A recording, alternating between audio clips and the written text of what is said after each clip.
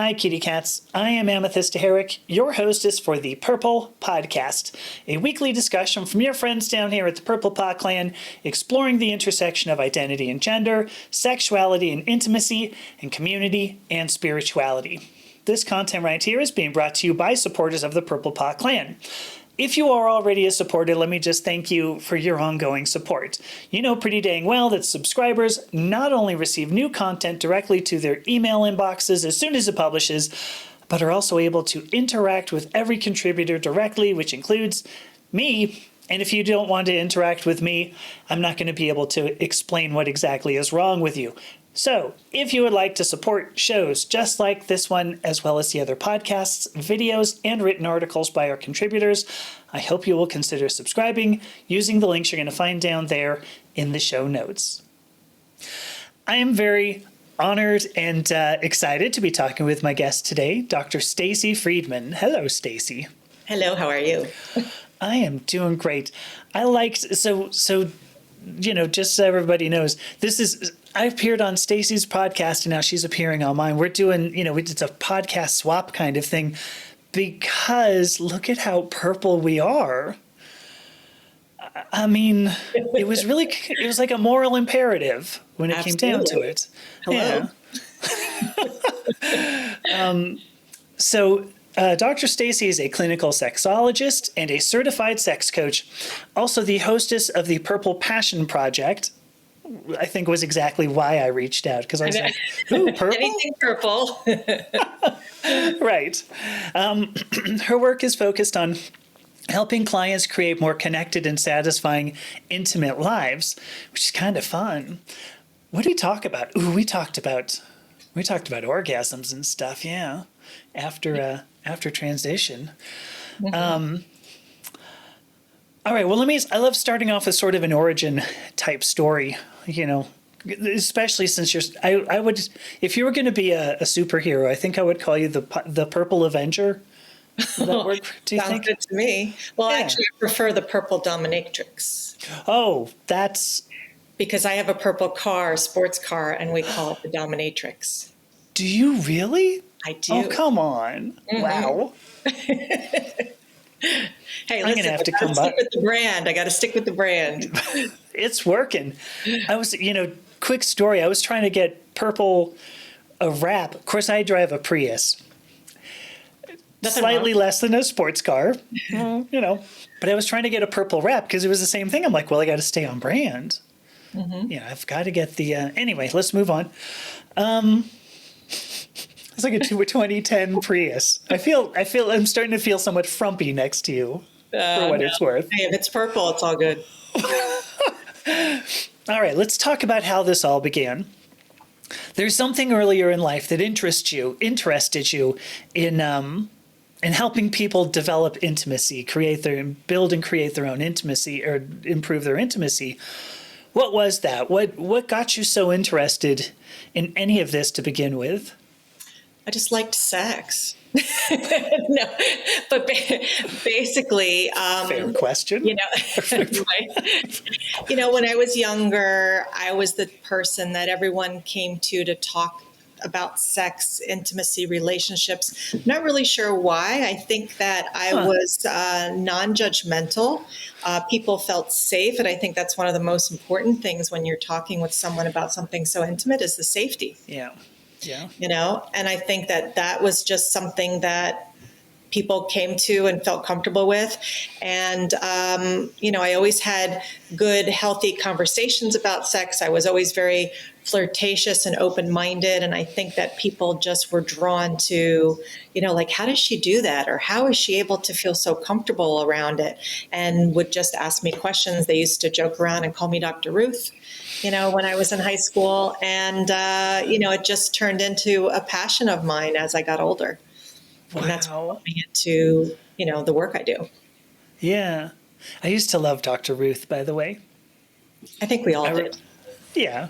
I remember listening to her on like an AM radio or something like that, Well, that's the thing, is that people were talking about her because she was so outspoken and able to just communicate about it. And I think that's what people were drawn to me for.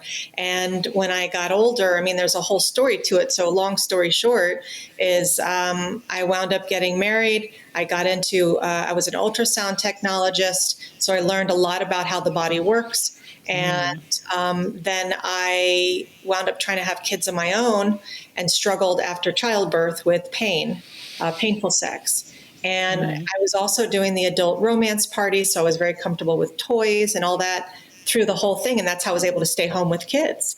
But then with the pain, I went from doctor to doctor to doctor. No one knew how to help me. My sex life was non-existent for years because I had pain.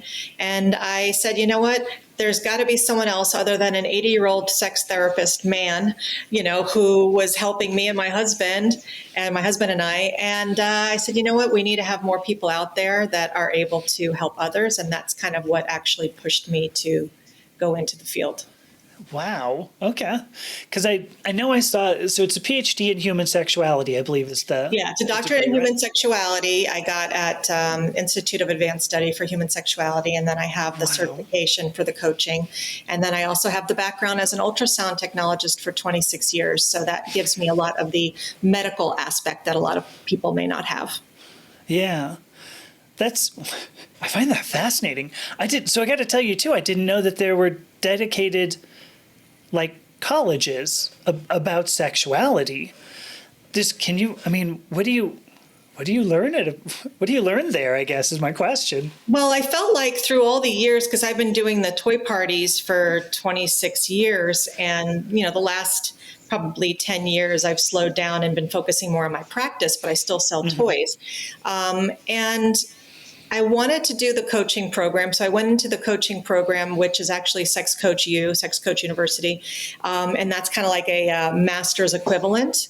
And because I had so many years doing the toys, because I had so many years doing ultrasound, I had so much background that when I went into the program of the doctorate program, I was already at the place where, because a lot of people can't get a doctorate until they have a licensure for therapy. But that's not what I wanted. I didn't want to do therapy. I want coaching. Coaching is a little bit more action-oriented, a little bit more goal-oriented, and not focusing on mental health. I wanted all sexual health. I didn't necessarily, I like the idea of changing mindset and all of that. But it was more about trying to find a place that I didn't have to have a therapy degree. And unfortunately, the school I went to closed recently over the last couple of years. It was open for 68 years or something like that. And I just happened to find it from going through the coaching program. That's crazy. 68 years, too, because that would mean in the 50s. Yeah. They were, which didn't seem like a very sexually open time. Right. So that's fascinating. Yeah, I love it. Yeah. And so I guess so you're saying that what you do is primarily physicality based. I'm not sure how I would put this. Well, mental stuff. It's right. It's not dealing with trauma, abuse, depression, anxiety, things like that, unless it's performance anxiety. Yes. And that's kind of where that mindset takes in. But it's skill building. It's educating. It's giving people ideas and tools to move forward. It's not just saying he did this, she did this, they did this, whatever. It's not about like that back and forth. Even though sexual communication, helping people learn tips like, blowjob 101 or, touching, feeling, just even how to have sex positions, all this kind of stuff, so it's the juicy part of it. Right. Well, and I mean, when I was growing up, I mean, I think I had maybe a 2-week sort of thing in the middle of driver's ed as well. Right. So it was like driver's ed and sex ed at the same time. And well, that's what it is. People are being taught how not to get pregnant and how not to get diseases. That's all we get taught. I might have been taught not to get diseases. I'm not really sure. It was so like nothing that I was like, well, this will be interesting. Let's see what happens, Yeah. And then I didn't lose my virginity. I think I was 20 when I lost my virginity. So, which isn't very, It's not very cool because I'm in college, right? Yeah, well, Oh, well. nowadays people are losing their virginity later, believe it or not, than before.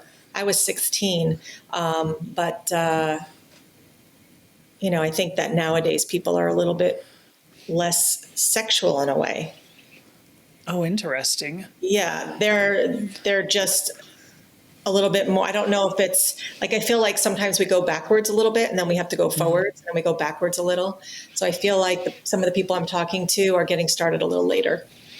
Yeah. Is that because of fear, because of stigma? I mean, there's a lot of stigma out there now There's a about. lot of stigma out there. And I just think that, like, I just spoke to someone who is waiting for marriage after they've already been intimate for years. They decided to wait for marriage. And I think that some people just are struggling with connection a lot more, especially with like everything social media. I just think people are struggling with that connection unlike they used to because we didn't have Yeah. social media.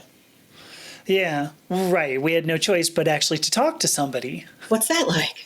Exactly. It was crazy to think that you would go somewhere, meet Right. somebody, and then Right. go, And have a conversation? yeah, Oh my God. and then go home and, do what you do. But Exactly. you made a comment, and I'm trying to remember exactly how you said it, but you said that the people, so you've had some people who struggle even to talk about sex. And I mean, I think it's funny because like sex is really easy to do. Like most people can figure it out, but it's so hard to talk about it. And I mean, this is true for me too. I'm not trying to say I'm great at talking about sex. My wife, if she's listening to this, will be like, yeah, it's really, really bad. Why is that? Why is it so difficult for us to talk about sex? We were taught growing up how to do sex. Okay, this is what we got to do. This is what sex is. Okay. Long before anyone teaches you how to discuss it. We grew up in environments where sex was taboo. Like I said, it goes Yes. taboo, then it's not taboo, then it is taboo, then it's just taboo. We whisper about it. It's just skipped over, and especially the education system, like we were talking about before. So as we get to be adults, and literally get physically naked, we're uncomfortable with what to do next and being emotionally and vulnerable in those spaces. So, and talking about sex takes vulnerability. And I think that a lot of people, especially nowadays, are not taught to practice being vulnerable because you either look like you're a wuss or, you're being too girly if you're emotional for, let's say, some of the men that have trouble, communicating. And a lot of people are just afraid of hurting their partners and making their partner feel bad. If I say this, they might make them feel bad. But what if you say it and things get better? People always look at the worst part of it and not what could improve or be better. Yeah. Yeah, the taboo bit. I think that's a great point. Yeah. I don't know. I don't understand that because I've spoken to, obviously you, and I've spoken to a few other people. One person who made a movie about, about just the whole kink community. And I ended up asking him too. I'm like, is there really anything, does anything really qualify as kink anymore? Because, everything appears now to be a fetish, right? I mean, no matter, and of course the definition, I think you even had it on your website, the DSM definition of a fetish, which I happen to love because I'm like, well, just about everything. It can be just about everything. Yeah. And I think that if people are, that's what I think people are worried about. It's like, well, if I say this, they're going to look at me weird. And one of the things that right before I got married, I said to my husband, I'm going to let you know exactly what I want, what I need, what I desire, what turns me on, what turns me off. And I learned that from being in my other relationship, my other marriage that ended, because we did not have that ability to communicate. Because when I would say something, it was kind of looked upon as kind of like, maybe not so open. And so we didn't have a lot of those conversations, even though we had a very open kind of relationship sexually. The conversations were difficult. And now I'll just say to my husband, I'm like, oh, well, you know what? Stop licking there is not doing it for me. Can you like lick here or suck better there or do this? And he's like, oh, sure. But if you tell your partner that it's to improve your relationship because you want to have better sex, and it's not criticizing, because people take it so like personal. Yeah. Yes. And so I think that the communication just needs to be where you come from a place of curiosity and not judgment. And if you can be the person that is either being spoken to or the person speaking and saying, you know what, I'm just curious. If you do it this way, would it feel a little different? And if the person may be like, oh, well, maybe I could try this instead, because if this doesn't make you feel this way, let's do this. And also, what happened or what worked for you 10 years earlier is not going to necessarily work for you now. Because I know that what my husband did to me 10 years ago, it doesn't do it for me now. We have to change it up. We have to. I'll tell you, my I didn't think this was going to turn into a session, by the way, but I probably should have known, but because what I always do, I always think that if it, like, I'm stammering already, not even talking about my goodness. Because you had said with your previous husband, so now with your ex-husband, you couldn't talk about it, and I was curious. Was it him? Was it you? Because like with me, let me finish. Let me let you answer that question. Was it the both of you? Was it him? I was always very open talking about things and doing things and toys and all that kind of stuff. Anytime I wanted something, I always expressed. But I think that the communication a lot was difficult on his part. Okay. Because I'll tell you what I I have always been kind of embarrassed about what I like. And the funny thing is that, it is all just sex. All right. I mean, it's just own sex. that shit. You should. And yet, like, I don't want to ask somebody, there's another thing too. Because I don't, it's turning into such a therapy session. I also really struggle to believe that I deserve, I think, anything. Sure. Maybe I could just put a period there. I just really struggle to deserve anything. And so asking somebody, hey, I'd like you to do something that will only benefit me. You've just go ahead. Well, thank you for jumping on that. Word that is only going to benefit you. If you have a partner that loves you, don't you think it would benefit your partner to do something that they know is going to make you happy, rather than them doing something that you are not necessarily feeling and them feeling stupid because they were thinking that they were doing the right thing for you? If you give someone the gift, look at it this way. You're giving someone the gift of getting to know you more intimately. That gift, I'm getting goosebumps thinking about it. That gift is a gift to your partner, because if your partner loves you, they're going to want to know you that deeply. They're going to want to do something. And then what happens is that brings you even closer to a more solid relationship. So look at it as a gift, and look at it as being curious without that judgment of yourself saying, I don't deserve this. Why don't you deserve it? We all were born for pleasure. We were all born to deserve pleasure. Why does that get taken away from you? We'll have to get my parents involved, I think, if we were going to figure that one out. But right. I had a story. No, of course. I totally agree. I had a pat answer for you, and then you turned it into, well, it's going to be a gift, and I went, oh shit, I don't have an answer, because it's a good point. If your partner cares about you, why would they want to continue doing something that doesn't work? Right. Okay, I'm going to have to let me write this down. And also, how many times does one person many times do something for the other person without worrying about it? Like, there's many times if I'm not necessarily in the mood, okay, I want to do something to make my partner feel good. So maybe I'll go in the shower and do a hand job or a blow job or something. It's a quick, easy, clean, done in 2-3 minutes. And sure. Do you want anything? Do you need anything? No, I'm good. Why is it a big deal sometimes to be selfish? there's no reason why, because it makes me feel good to know he's feeling good. So I want to do something for that person. So when you don't share what you need or what you want, you're taking that away from your partner. You're not giving them the ability to feel good to make you happy. That is a phenomenal reframing of pretty much my entire sex life. And that's what I do. I help people reframe that mindset to understand what they're doing or what they're giving is a gift. Yeah. Okay. Because I got to tell you, all of a sudden I'm like, I got to rethink a lot of things.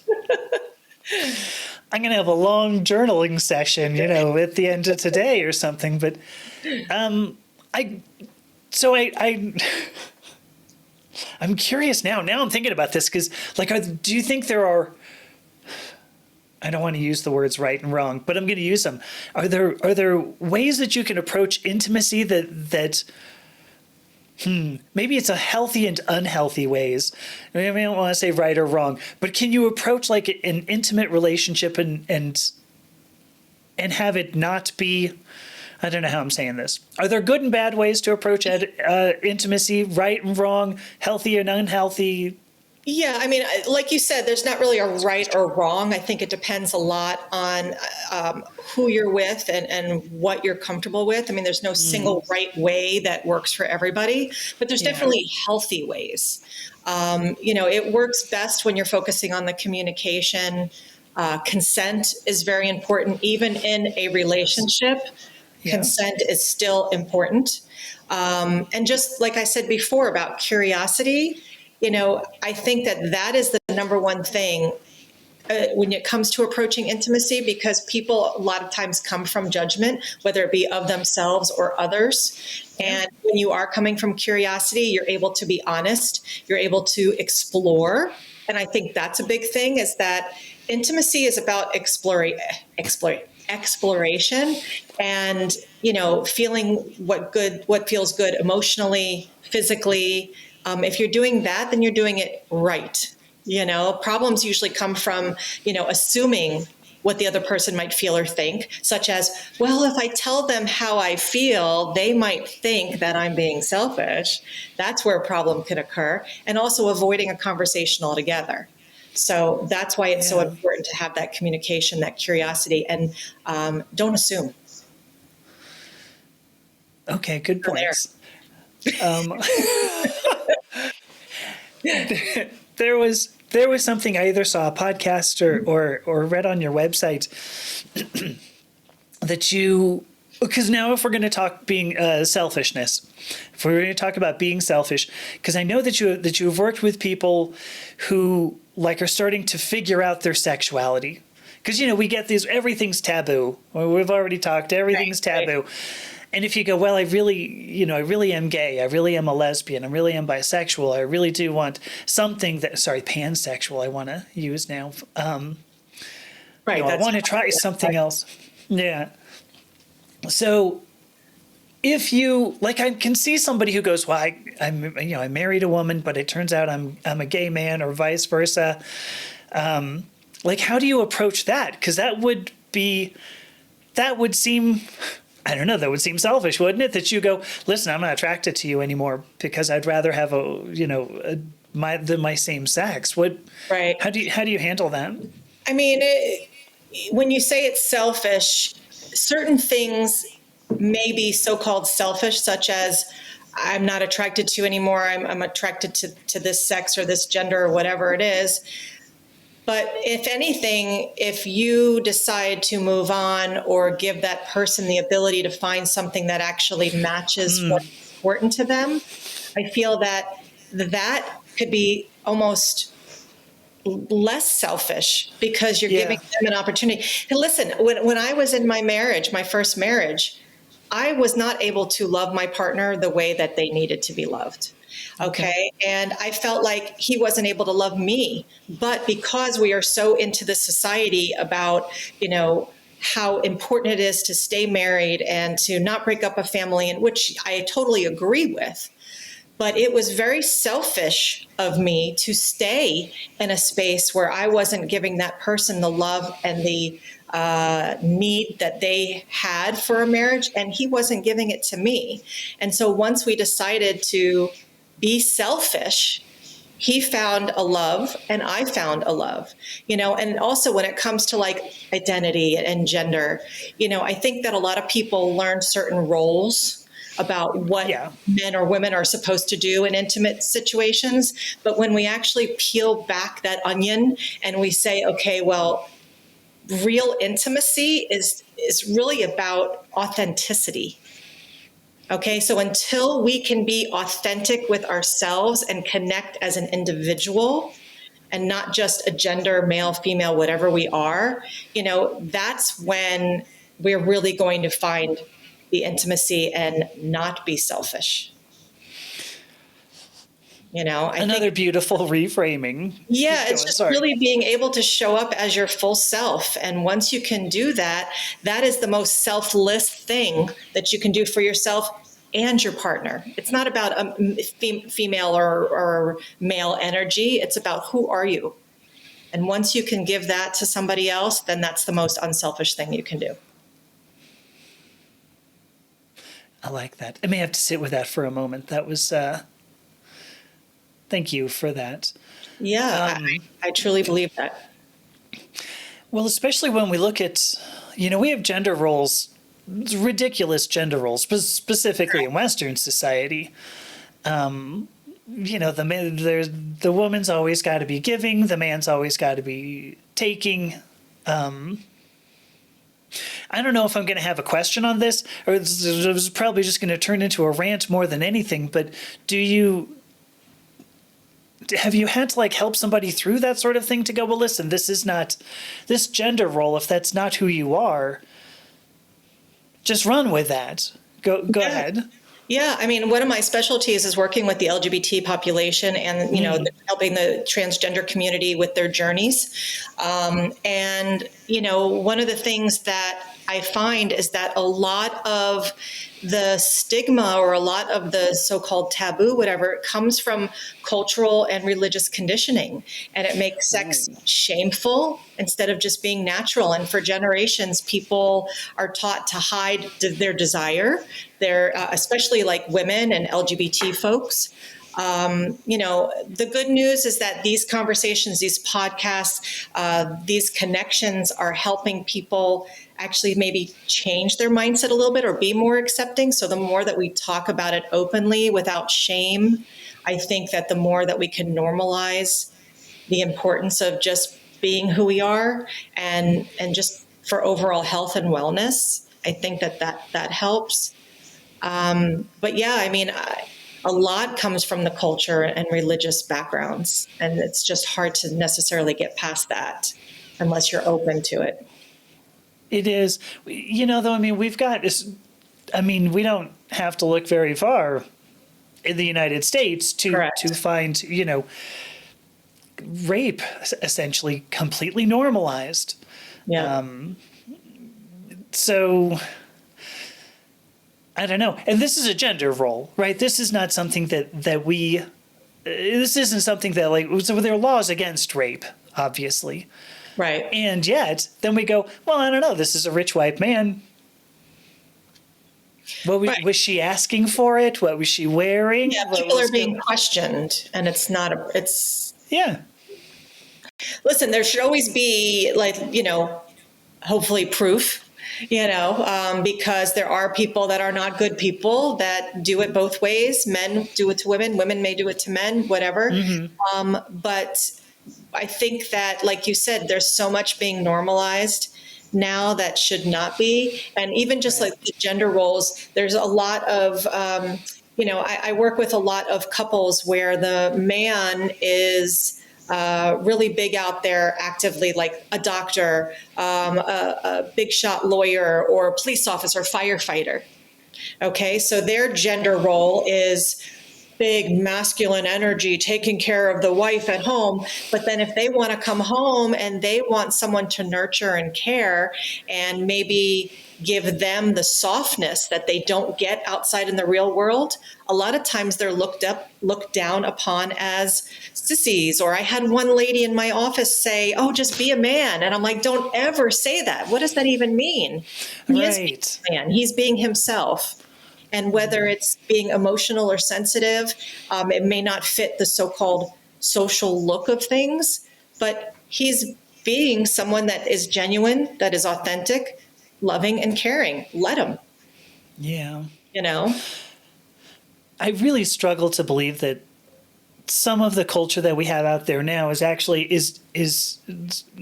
like specifically when I go back to rape, I struggle to believe that these are really people expressing who they are, but rather people who need to, that it's posturing, that it isn't authenticity to go out and because I'm thinking of like an Andrew Tate or a Joe Rogan. There's Andrew Tate in particular, who's like, just go to Europe and you have sex for because I think he's in the UK, right?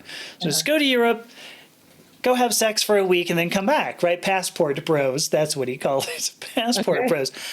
I struggle to believe that this is something that makes them happy. I believe this is more of a display of an inferiority complex or, some sort of small man syndrome. Well, they're not worthy of anything more than that. That's kind of like what I'm thinking of is that that's all that they can get when they could really have a good, healthy, intimate, nurturing relationship and still be able to get laid, Right.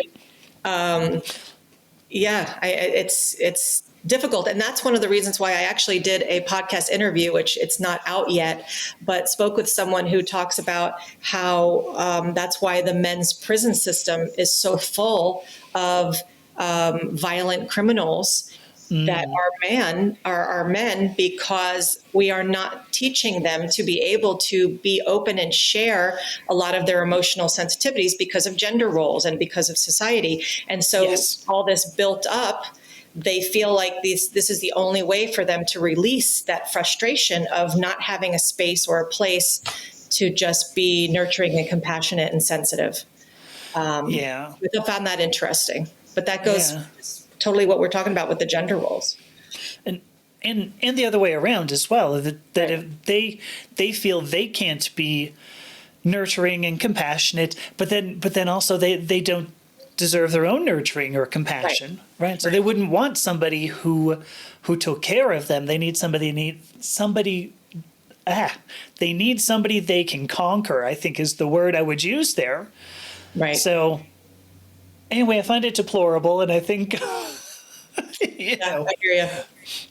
I don't know what you do about something like that other than just what we're doing, putting out a positive message, just trying to get the message out there that it's okay to be authentically you. And hopefully we'll find the person that agrees, because not everybody agrees, unfortunately. Right. Yeah, I talked to somebody a while back who mentioned that he did like OnlyFans or something, but it was a gay adult content creator, and then I believe he committed suicide. I'm very bummed by that. Like, I actually teared up when I heard that, because he was such an amazing person. Right. In any event, he mentioned to me that he had people reach out to him and say, I believe his words, he said, "Thank you so much for showing me that men can be fucked up the bum," I believe is how he put it. And because he was like, I would never have thought that I can do that. And you showed I can do that. So I'm going to ask my partner or whatever, to do that. Because the person I'm thinking of was very well built, had a beard and everything, very masculine person, but was like, here's what I like, and I mean, it hasn't happened to me, but I'm just going to say that I'm glad that there are people who are willing to say, sex is just sex, like, have sex. Right, exactly. It doesn't matter what hole it goes in. Well, you don't want it in every single hole. I mean, maybe. Well, I'm holding my nose. Weird. Sorry. I mean, I was really thinking urethra, but that sure, Yeah, your nose too. I mean, yeah. so I don't know. There's with the idea of taboo. I struggle with that. There's plus. So you brought up religion too. I'm trying hard to come to a point, but you brought up religion as well. And what's crazy is there is so little that's actually in religious scripture. Right. I mean, because if you look at, I love this too. The people bring up how familiar are you with Genesis? Can I ever throw out a story? And okay, there was this one story. So Noah, you know who Noah was? Everybody knows Noah, right? He gets drunk on it was a Jewish holiday. There's a Jewish festival. He gets drunk, falls asleep, naked, and his son Ham. The way it's put, of course, is that Ham saw his nakedness, which is interpreted now as to say that Ham buggered him, and so then God finds out, puts his mark on Ham, sends him off to the land of Nod. And what really surprises me about this story is that now modern Christians read this and go, well, homosexuality is bad, right? Well, it's their interpretation of what things are meaning versus what it actually means, maybe. Because family, raping your father, that part is fine. Right, of course. That was fun, part of, a man and a man, right? Yeah, oh, that is right out. Right. Raping somebody who's drunk, passed out drunk, that part's cool. We're cool with that. That's as long as it's not someone of the same sex. Yes, but the same sex bit, ew. Right. Send them off to the land of Nod. So I don't know. There are taboos that it's are these really taboos? Religion, ugh. Yeah, I agree. And like I said, it's there's nothing wrong with having a place where you feel comfortable in religion, but when you have something that people are questioning, it's not an end all be all. These are belief systems that there's no proof to anything. Okay, it's Sure. just what somebody said, what somebody wrote, and who says what is real or what isn't. It's what you believe. Okay. And so if that's something that you believe, fine, believe it. But you can't expect other people that don't have the same belief system to believe it. Right. I have people all the time when I share that I'm pansexual. I've been in relationships with women before, and any type of relationship I'm open to. But people were like, "Oh, well, that's just not right." Says who? Says the Bible. I said, "Well, I don't believe in the Bible. So why? That doesn't matter to me because I believe that it is fine. And if you don't, then you don't do it." Yeah. But I think that it's that judgment instead of curiosity.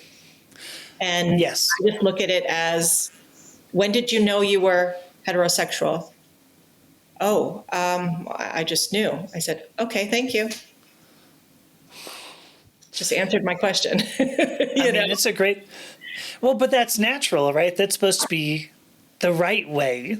Right. And you can prove that. Well, you can prove that because of reproduction. Right. But there's many women that can't have babies because they don't have the ability. I had to use fertility treatments to get pregnant. So because I didn't have a baby naturally, does that mean that I was not meant to? There's so much involved. There's so much. And like I said, yes. You can believe what you want, perfectly fine. Let me believe what I want. And if it doesn't affect you, then bye-bye. Well, I stand with you there. Because I think what many people don't seem to recognize is that we are frequently not engaged in reproduction. Right. I'm still having lots of sex, and I've been done for years. I have a hysterectomy. I'm not reproducing. There you go. Yeah. Well, yeah, but probably even if you are, because let's see, sex at its very best can last 7 hours, maybe 8 hours total. Not. Oh, come on, that was supposed to be a joke. Oh, I thought you said sex. I thought you said sex ed, but you mean actual sex? Oh no, yes, no, that was 8 hours. God, I thought it was 9. I was doing good. Okay, I think I got that. I wish I could remember where I got that, but I believe it was David Lee Roth. Okay. It's like talking on MTV. Anyway, I'm going back.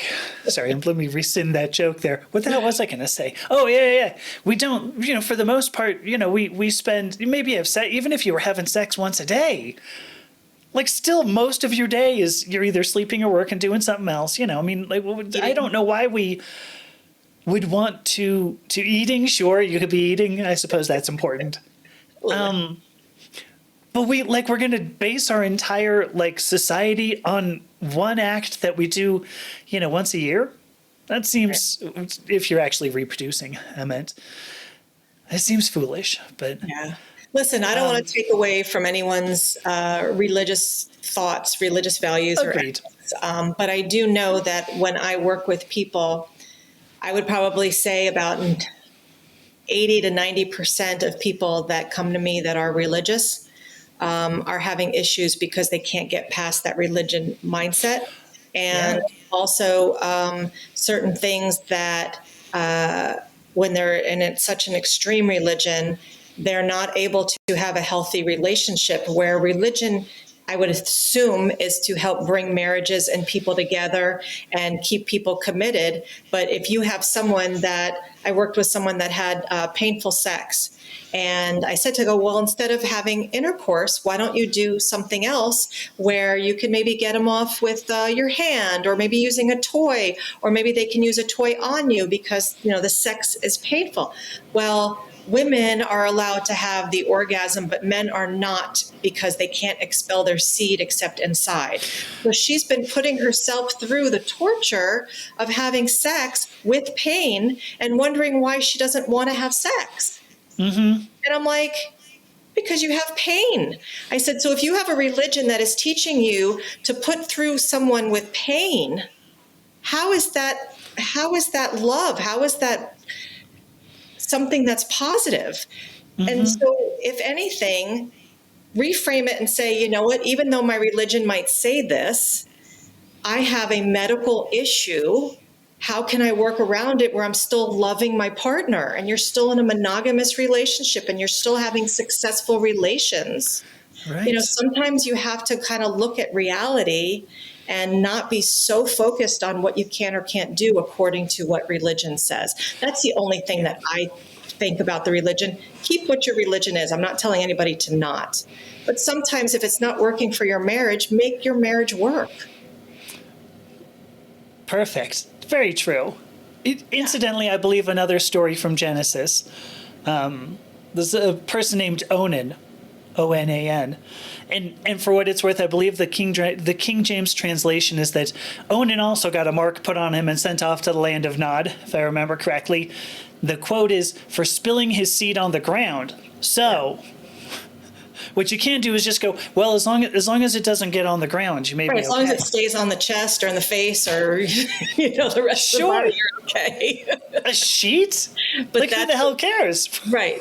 That's what I'm saying. It's the interpretation that so many are not understanding. I said, speak to your priest, your rabbi, your whatever that person is, and say, this is my problem. How do we work around it? I can guarantee they will give you a better way to interpret that message differently so you can have success. Yeah. I mean, I would hope so. Yeah. I would hope so. Because there are certainly some religions out there that don't consider, feminine pleasure all that important. So True. If we were to let me get off religion, that was probably the wrong phrase I wanted to use there. Yeah, let's stop talking about religion. Because you had brought up identity. I see my own opinion is that you can use use intimacy as a lot of exploration of actually who you are. How about if I put a period there and just say, discuss among yourselves. What have you seen in that regard? You mean just having intimacy, helping us express ourselves better? Yeah, express ourselves. I mean, I think that intimacy helps us really discover gender identity, that sexuality, being connected to gender. All right, there, I don't have to go any further. Go ahead. No, I understand. I understand. And I think when intimacy feels safe, respectful, and honest, I think that it becomes a mirror of who we really are and who we want to be. And I just gave myself goosebumps with that statement because I just know that I wasn't who I was for a long time until I got in my marriage. We get to express parts of ourselves that we might hide in everyday life when we have that safe space to be intimate. It could be our tenderness, our playful side, our passion, our dressing up, our, role play, whatever we want to do different. And I think that the more comfortable we are in our skin and the more more ability we have to express it to our partners, that confidence shows up in every aspect of life, not even just the bedroom, but just who we are as an individual, which helps us with our identity. Absolutely, because you get to it. It's so bad to have to repress parts of your identity. Right. I'm not exactly speaking from experience, just saying. You don't know anything about that. No. I heard. I was asking for a friend anyway, but little peanut gallery. Yeah, and I was just asking for a friend anyway, but so then have you seen people like blossom, I guess, as you've Go ahead. I want to hear the story. No, Is it 100%. juicy? No, well, there's lots of juice. There's always lots of juice. But I think that when, I get messages in the middle of the night saying, I finally opened up to my partner and we're actually having sex for the first time in 2 years. I get messages like that. I get messages. I had a 19, 20-year-old female at birth was in a relationship and was really, really struggling, but the partner was very open-minded. And I say he because he transitioned. When he was his female self, he struggled with who he was and was able to express it to his partner. And the ability of being who he is and who he was and now who he is with that transition. I don't know, I'm getting lots of goosebumps on your show. I know. I just did. But So it was such a beautiful thing where he smiles all the time. He's still in the relationship with this girlfriend. Rather than being a so-called lesbian, he wasn't able to express himself with any other relationship. And now he finally had that space to, not pretend, a safe space, and totally blossomed into who he was meant to be. And there's just a lot of that. Even forget the identity, just that communication in a relationship where people were not able to have a conversation and were not having good sex to all of a sudden being able to say, this is what I like, this is what I want, having orgasms, having the ability to touch and enjoy each other, not being like, oh God, I got to have sex tonight, like it's a chore. I just love it. I get these messages all the time, and it's really a blessing to be able to do that, to help people. Yeah. Oh, that is beautiful. Yeah. I mean, because I'm curious. I mean, you had mentioned, so that's somebody transgender. I'm curious, there have to be men who, you would mention like the doctors or lawyers or whatever. I mean, I got to imagine you get messages too where they go, listen, I just came home and I just laid my head in my wife's lap or whatever. And she stroked my forehead or something, and now I feel better. Right. Well, I had one lady came in, and she was just like, all he does is he just cries. Sometimes when he's in a bad mood, he just cries. And it's like, it's so not manly. And I'm like, oh my God, if anything, that is more masculine than you can imagine when you have someone who's able to. And I helped her reframe the idea of what is masculinity. It's not just this and someone, it's just being true to who you are. I mean, that's why sometimes I'm like, well, what is masculine and feminine?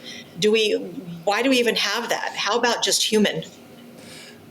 Just being human. And right. If we can just have that mindset of what is being human and just accepting people for their parts that might be in the so-called feminine or masculine. But when she finally realized, she even said, she goes, I'm starting to find him more attractive because I'm looking at things a different way. And that was really eye-opening for me. Wow. So That was great for both of them. yeah, it was absolutely great for them. But, you know, I a lot of times it's hard to get people to change their mindset when they're stuck in this certain role that we were talking about. Right, right. But yeah, it's nice to know that a guy can just come home and just lay their head on their partner and their partner just stroke their hair and be like, it's going to be okay. It's all good. Right. You know? I mean, imagine the trust that it took for that guy to do that too. I mean, that was, you want to talk about a gift, like in my opinion, Yeah. that's a huge gift to be able to go, listen, I am so comfortable with you. I am going to express all of my deepest fears Right. to you and all of my pain. Now I just got goosebumps. It might be all That's the really crystals beautiful. behind me. The crystals. I think that's right. I think that's what it was. That's amazing. I do. So I have one last question. I was starting to run a little low on time. I'm curious your take on fantasy. How important is fantasy in general?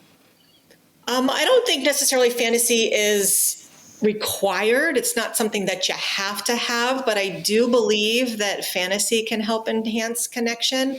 You know, some people might use fantasy as a way to explore curiosity, Okay. reigniting desire, while others maybe prefer to just be in the moment and enjoying, you know, their experience. I think what matters is, you know, just being open to hearing their partners and what feels authentic to you and being able to share that without the judgment. And that goes back to the curiosity statement. I say that a lot because I truly believe in that frame of mind. I had figured that's where you were going to go, and I really love that because fantasy is kind of, I don't want to call it like a pre-made intimate account, or I suppose it sort of is, but I love your idea that it just needs to be curiosity. Right. Right. Because, I mean, it's just right now. right. I think that what happens for many people, especially the women that I work with that have, let's say, low libido, a lot of times they don't fantasize. And so in those cases, I try to say to them, you know, why don't you think about certain things or fantasize? Well, I don't know what to think about. I don't have any fantasies. In those cases, when a lot of times they don't think of fantasies because they're afraid, like, I don't want to think about that because I'm supposed to be pure, I'm supposed to be good. You know what? Think of a fantasy that, you know, maybe you weren't allowed to have that maybe would feel good. Read an erotic novel. Watch, you know, some erotic movies, you know, doing some things that maybe see what gets you going. It's okay. You know, it's okay. It is. Oh, that ends up being curiosity about yourself as well. Oh, absolutely. Absolutely. It just struck me. So, yeah, it's okay to think about things that you might want or need. And it's also what's so important is being open when your partner is sharing a fantasy. Because so many times I have a man that wanted to be pegged and would not share it. And for those of you that don't know what that is, it's just a woman wearing a strap on and doing it on the backside of the man. Because a lot of times the woman will be like, oh God, that's gay. I'm not going to do that to my husband, or I don't want to do that. That makes me look at him as gay. Change your mindset and just say, okay, well, why do you want that to happen? What is it about that? Maybe I don't feel comfortable pegging, but maybe I'll use a toy. Maybe I'll use a finger. Ask questions from curiosity and not judgment. And that way you could have the openness. Yeah, that's beautiful. Thank you. Thank you so much for all of this. I got to tell you, I mean, I'm like, oh, is my wife home yet? Yeah, I'm like, because I mean, there's so much. I spend so much of my time thinking that something's wrong with me. Actually, I think that's. Oh, yeah, I'm willing to bet almost everybody. So, hey, what's wrong with me? But except for some people, and those are the people who end up becoming passport bros and then flying to Europe and then coming back and feeling dirty, which is possibly what they do. But So I'm gonna first of all, thank you so much for all of this. I know that when somebody hears this, they're going to want to engage with you further.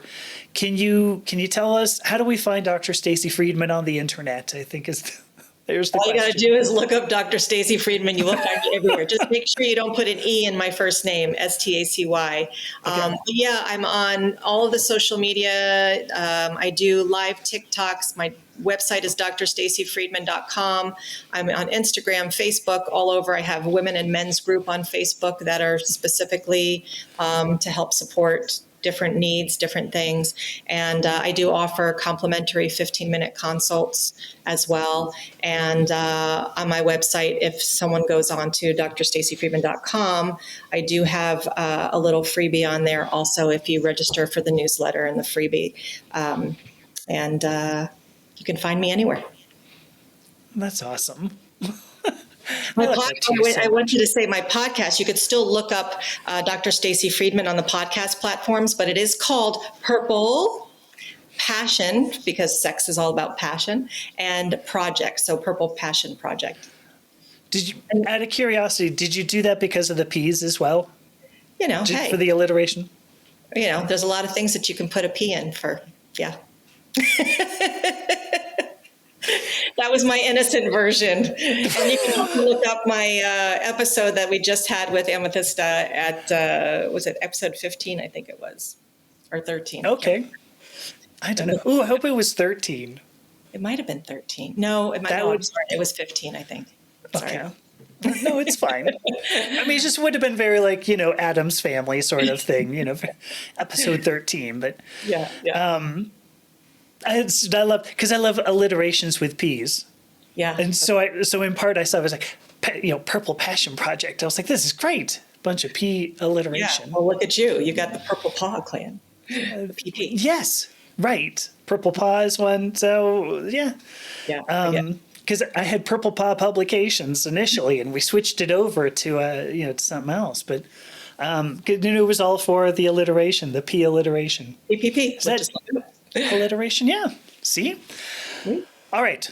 So I will go ahead. We're running out of time, but this is really, I appreciate your work, and I'm so glad. I'm so glad there are people doing what you do, because I think we have a lot of very unhappy people out there, and not necessarily because of the rest of the world, but because we put these taboos on ourselves. Yeah, judgments. Thank you. Better word. Yeah. Put these judgments on ourselves. So absolutely doing a great job. So thank you so much. I appreciate it. Oh, of course. Thank you for coming here today. I'll do my little shutdown then. I'm Dr. Amethysta Herrick. I was speaking with Dr. Stacy Friedman about sex and intimacy, and I loved the way you put this. Not feminine, not masculine, just being human. Oh, that was beautiful. So thank you again, Stacy. Thank you. I appreciate it.